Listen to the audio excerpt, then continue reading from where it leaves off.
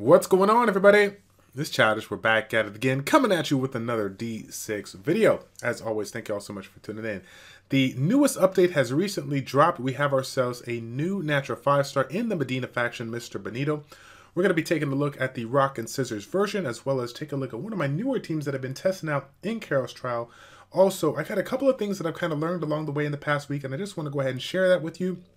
And then, of course, as always, we'll go ahead and finish off with our free summon to see if we can maybe get that newest natural 5-star here. Okay, so without further ado, let's get right into it here. The rock version, Moonblade, looks like we have a damage based on 500% of the attack power, and it's going to be ignoring 30% of the target's defense. Now, initially speaking, I'm not really too excited about it, considering that the Paper Fran can do 60% of the target's defense, ignore 60% right out of the gate.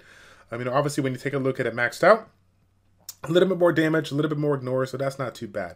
I think where this guy is basically going to shine is going to be this particular skill, Glory of the Empire. I'm a big fan of the special attack abilities, the ones that kind of cater towards, whatever your regular attack is. Obviously, this one here, he is an attack-based monster here, so he's just going to be able to just provide more damage in general. But if you notice in this particular one, this one here is going to be ignoring the defense as well. So both skills are going to be ignoring defense. However, he has that attack speed bonus that he's going to be able to generate here. And if you take a look, as this thing levels up here, we have the 50% of the ignored defense, target's defense, go up to 80%. Now, this may look not all too crazy, but if you think about the aspect of breaking a unit, right, those mini elite bosses or even the big boss, when it's in that vulnerable state, you're going to be able to do a little bit more damage. Of course, with him being able to just attack that much faster in every single hit, when you got this one maxed out, being able to ignore 80% of the target's defense, I'm guessing this is going to yield some great damage over the 15 seconds that we got going on. So I think that this one is going to be pretty good. It looks like we got a leader skill for the attack percentage. It's going to give him a little bit more damage for him, as well as the other rock heroes on your party. And then last but not least, we have a striking ability doing damage equal to 1100% of the attack and then ignoring 80% of the target's defense. I think it's pretty decent damage, but I think there's going to be a couple of other unique monsters that probably can fill in that striker position. His first skill, Lightning Sword, being able to do AoE damage equal to 650% of the attack. And then we have two 12% chances, one of which being the stun and one of which being the shock. Now, if you're not familiar with a shock, this one's going to be based on his main stat there, and it's going to be able to interrupt the opponent's auto attack here. So really nice skill to kind of go into play if the stun doesn't land. Now, looking at it again, it is an AoE, so that's obviously really good. But, generally speaking, when I think about natural 5-stars, you're like looking at it, it's like, oh, maybe it's a little lackluster here. I don't know if it's all going to be all too good. Well, again, you have to go ahead and when you're looking at these monsters that you're potentially thinking about building, you have to go ahead and take a look at what it would be when you max the skill out. So obviously, when you bring this one all the way up to level 5, it's going to be its own 4 breaking point ability here. So obviously, this is going to be really nice for some of those hell mode and nightmare mode stages.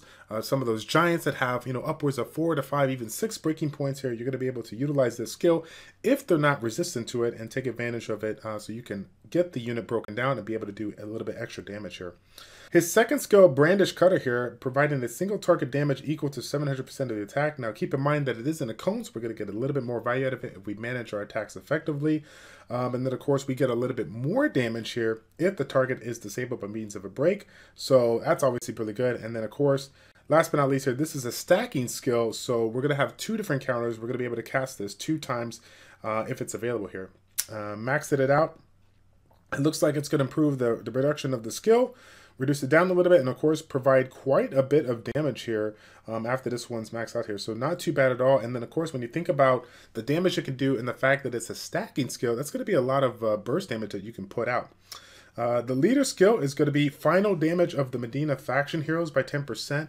Now, multipliers in general, I don't understand all too much here, but when you think about all the different attack-based, HP-based, defense-based monsters here and what they can provide, my guess is that after everything is all calculated, you're going to be able to provide the additional damage on this, that final damage on this. So when you think about creating certain compositions and maybe you're needing certain things in it, you need a tank, you need a breaker, you need certain things, having a leader skill like this is going to allow whatever kind of composition you bring just to provide more damage overall. So I guess, again, it kind of is what it is when you read it here, but I think it's nice because we got so many different unique monsters that have been, not all of them are attack scaling, not all of them are defense scaling, so on and so forth here. Now, her striking ability his striking ability is going to be a little bit higher chance for the stun and shock. And then this was also a 4-point break here, 4-point break for about a strike point at 6,000 here. And again, if you guys didn't know, when it comes to the strike points here, the lower the strike point, the quicker it takes to get the striking ability available here. So obviously we want a little bit lower. 6,000 isn't too bad, but 5,000 is obviously a little bit better. Either way, it is an AoE based attack here that can do a decent amount of damage. Well, so we'll have to wait and see how much testing goes involved when some of the other people out there, you know, get it and pull it and see what kind of happens here. If you guys are wondering with regards to all these like different harmful effects and whatnot, you're not too sure about it, like what's the like background of it, how does the mechanic work? If you haven't checked up in this like rotating orb on the top right, you can click it and hit the top left there, do you need help, and take a look at all the different things with regards to this game that sometimes gets overlooked when you're pushing through the tutorial here. One of the ones that I want to go ahead and kind of highlight for you is the abnormal status here. This is going to provide all the information you need when it comes to some of the harmful effects that are available in this game. So like I said before, the shocked one here deals damage per tick based on the hero's main stat and cancels the shocked enemy's normal attack with each tick. So really, really unique for that particular version of Benito here. As always, if you didn't hear already, there was a tier list that was made 3 to 4 weeks back from Arma. I will go ahead and put a link in the description down below if you haven't checked it out. He has recently updated the tier list with a little bit more information on the natural 4 stars and natural 5 stars respectively, and it's also put in a status chart so you guys can get an idea of what these actually do, like the percentages with regards to bleed. Is it 3% of its current HP? How much damage does the burn and poison do? All these different things, these different elements of the game. If you want to know a little bit more about it, you can definitely check that out. In my personal opinion, I think one of the biggest struggles in this game is when you are doing what I'm doing, like farming throughout the day, throughout the night. You're having to constantly get all these different orbs, which is what you want, but you have to basically look at all of them and take a look to see which ones are good, which ones are bad.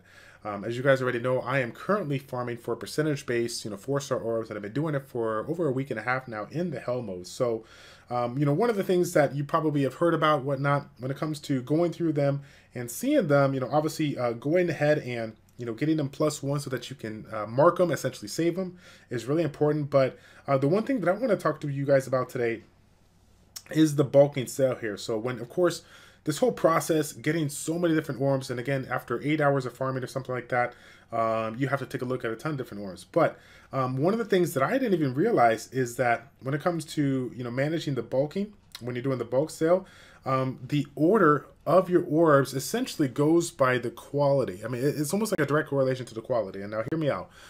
When you're looking at the orbs, from the top left to the bottom right here, the ones that are going to be on the top left, as far as the 4-star ones, obviously I'm not going to sell these here, but these are going to have these are going to be those percentage-based ones, if you have percentage-based ones, okay? And it's going to be showcasing the percentage-based ones with the highest main main attribute there, and go down slowly and steadily. So what that means is if I was taking a look at this one here, and maybe what I can do is just to make it easier, I can go ahead and take a look at this one. This one, obviously, I +1 here, but when I take a look at this one, this was originally 8.5, okay? When I go to the next one here, it's 8.5 as well. When I go to the next one here, you can see that it's 8.0. Originally, obviously, it's 8.3 after I leveled it up. So what I'm saying is that all of your orbs are organized with the highest to low when it comes to percentage. And when the percentage is done, then it goes to your flats. So, when you wake up and you see 100 orbs, you already know that you can go to your bulk sale and probably get rid of 70% of the orbs without even taking a look at them, because ultimately you're looking for those percentage-based orbs so that you can use those for the time being, right?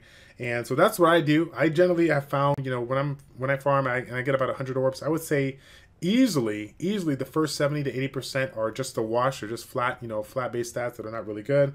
It's super rare to get the percentage-based ones that you guys might have already guessed. So if you want to save a little bit of downtime, you can get rid of them. But then I don't blame you for taking the time to look at them, because if you are really, really going out of your way to find yourself a certain substat, I do believe that it is worth your time, especially if you're trying to improve one of your units here. So for example, I'll take a look at my Zaokai. Now, this is another one that, I'm going to be showcasing you down the road so that we can do some high-level giants farming, right? Now, Zaokai, for me, currently has an additional 12% status activation. I got 5% coming from my 2 crests on the top there. I got 5% coming from my leader skill. And then I got an additional 2% from the slot 3 there, critical rate orb, right? So when it comes to substats and taking advantage of the everything that you can with the orbs, definitely keep that in mind if you are really looking to fine tune one of these monsters here. And now again, if you're curious about like which one of these different like icons and whatnot, what do they mean, you can go over to the title page and take a look at the different types here so that you can kind of mix and match it with regards to your orbs and try to figure out, which one is going to be providing the most value for your particular unit. Before we take a look at the Karos dungeon, we got to give a shout out to netmarble here, basically giving us 5 free skill ups here in addition to a legendary summon scroll. I ain't gonna lie, when I looked at a legendary summon scroll, I thought I was like, well, that's kind of random. They just kind of throw it in. Why couldn't they just give a 6 devil on? But hey, I'm not gonna be too greedy. Obviously, I'm pretty excited about it. For some of those that are kind of like questioning or a little skeptical, like, why are they giving us so many skill Ragoons? Keep in mind that when it comes to the leveling up of your heroes in this game, you actually require an additional skill Ragoon for every level that you're climbing up here, past level 1. So level 1 to level 2, you're going to need 1 skill Ragoon. From level 2 to level 3, you're going to need 2 skill Ragoon, and so on and so forth, all the way up to the level 5 one, taking 4 skill Ragoons for your natural 5 stars. And similar to other games that you guys have played that are like this, obviously you're going to save your skill Ragoons for the natural 5 stars that really provide a ton of value for your particular party. So I encourage you guys, since you already know you're going to be getting 5 free skill Ragoons, don't be so quick to throw those skill Ragoons on a hero unless you're absolutely sure that is the one you want to go ahead and invest, and that's going to be the one that's going to allow you to accelerate your progression when it comes to moving throughout this game. Okay. The last time we fought this Karos Trials, I believe this was my team here, and my paper Jun might have been 5-star. Now, obviously, I've had him 6-star. I put a little bit of work into him with Awakening. So, considering that he actually has some decent orbs now, I am thinking I'm going to go ahead and move him in the lineup. His striker ability was obviously not too bad. Really good damage here by means of defense, and then we had the absorption of the enemy attack for 6 seconds. Now, even though that heal, that aspect of restoring HP is good, the 6-second damage mitigation for me is what kind of counts here. So, considering that, when it comes to some of these Karos trials and having those mini bosses with the breaking points take out, if you guys didn't see, every single time you take those out, you get a HP or a cooldown reduction on your skills. So you're going to be able to cycle your skills relatively quickly here. So what we're going to do is we're going to do a little bit of rotating. We're going to drop our rock friend, which is going to be kind of hard for me to soak in, right, to take here. But we're going to be using Scissor Eunuch at the lead to give us the 20% damage reduction like before. He also has the life tap ability, which is at a stacking skill, so he has going to be having multiple chances for that heal. We got Scissor Natalia here with her double AoE life tap, obviously in her first skill, again, the stacking ability. And we're going to have a multi-hitting breaker by means of Paper Jun and the shield when we need it the most. And what I'm going to go ahead and do, instead of providing, putting Rock Friend in there, I'm actually going to be using my 4-star Eve, which is not going to make too much sense here. But if you haven't seen, her leader skill provides a small heal when you hit the 20% HP threshold. But the big thing about her is that you're going to be getting yourself kind of a Paper Adonis kind of setup here, where you're getting another invulnerability shield. So we have 2 different ways of providing AoE like life tap, and then we have 2 different ways of providing the invulnerability shield with additional breaks here by means of June here. So I think the team is going to work out relatively decent. What we'll go ahead and do is we'll go ahead and rotate some of our other premium monsters down here. The second team should do reasonably well here. Hopefully we don't have any too much issues after that, but of course I'm going to leave my paper friend for the back line, this group number 3, just in case we get in a really bad situation here. So without further ado, let's get into this round. This is going to be pretty interesting. I got to make sure I turn off my auto attack here so I don't screw myself up. Let's go ahead and turn it off, and let's get into the fight. Now, this is one of the situations where the breaking ones kind of go and do this. Generally they go right after each other, so I can go ahead and stack my skills and use my breaking points here. But oh, am I gonna reach him? No, I don't think I am. That's okay. That's okay though. Dude, you know what? I'm just gonna stop right now. Don't laugh too hard. So Karos Trial, it gets me on edge, right? I always forget which wave I am on. I'm putting way too much emphasis on wave number 1. Like, rip the dream on that one here. Okay. again, this is one that we shouldn't have to do all too much management here. We could probably just let it auto it out and be just fine. But of course, we're going to go ahead and do a couple of attacks just to kind of clear the waves and do a little extra damage. But yeah, that's kind of funny. I always forget which wave I'm at. With respect to where I'm currently at in this Karos Trials, I think I've been ending generally in the right around the level 7, level 8 category. So I'm hoping that this unique combination should make it a little bit easier for me to kind of move up here, because we got 2 different ways of basically stopping damage by means of June and Eve. So, okay. So now we can do some micromanagement. Let's go ahead and get ready to break those, get those knocked out. Again, this is the, take note that every single time I'm breaking those mini elite bosses, I am getting that cooldown reduction. So it's not a big deal for me to kind of cycle through my skills right now, because every time I kill them, I'm getting a 10% or 10-second reduction on my skills. So we're cycling through them pretty quickly.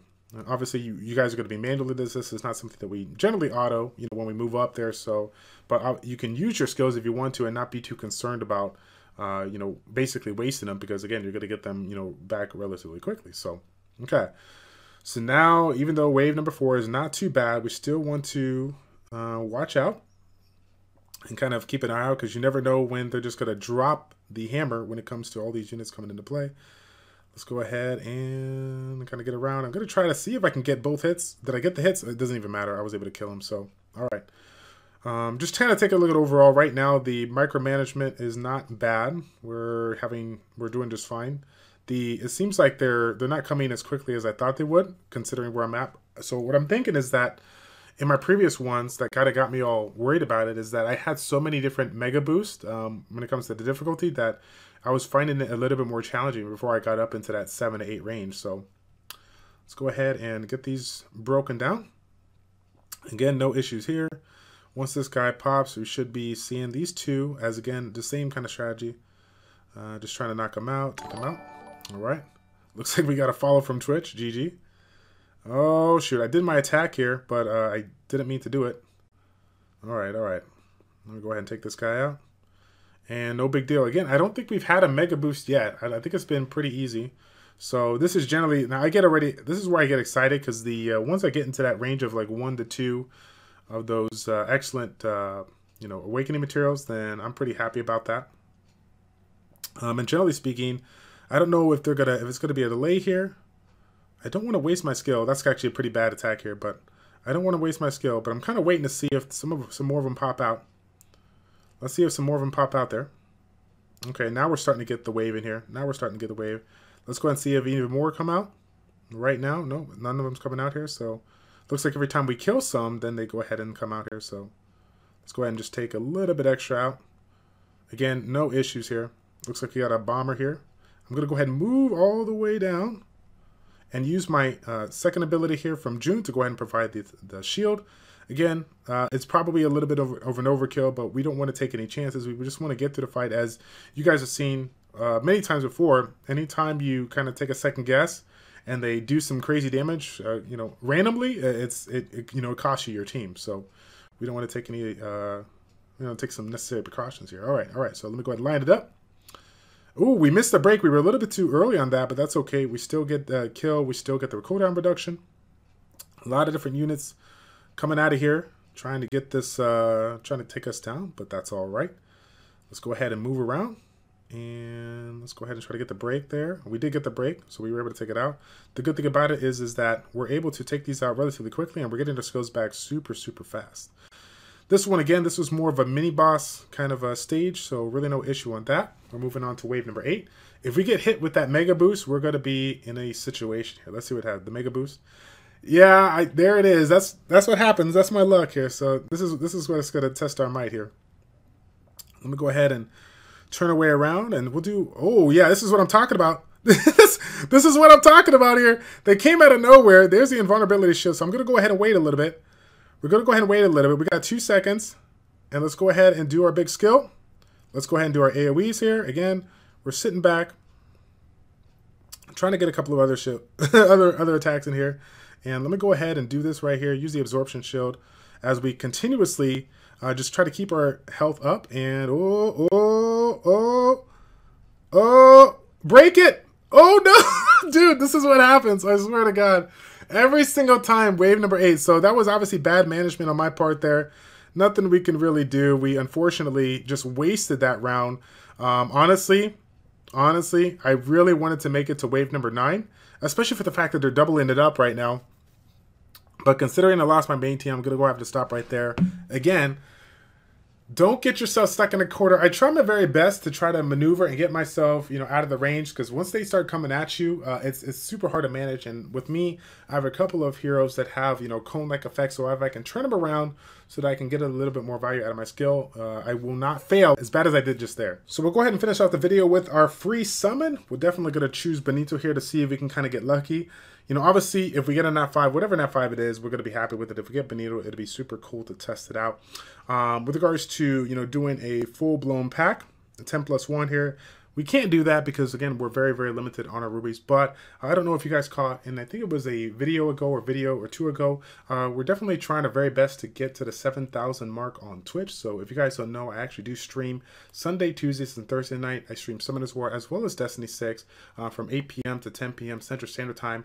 Once we reach that 7,000 follower mark, we're going to be doing a stream. We're probably going to do some giveaways and do some summons for you guys. So definitely stay tuned for that. If you guys haven't followed me already, please feel free to stop on by. Again, that's twitch.tv/Childish402.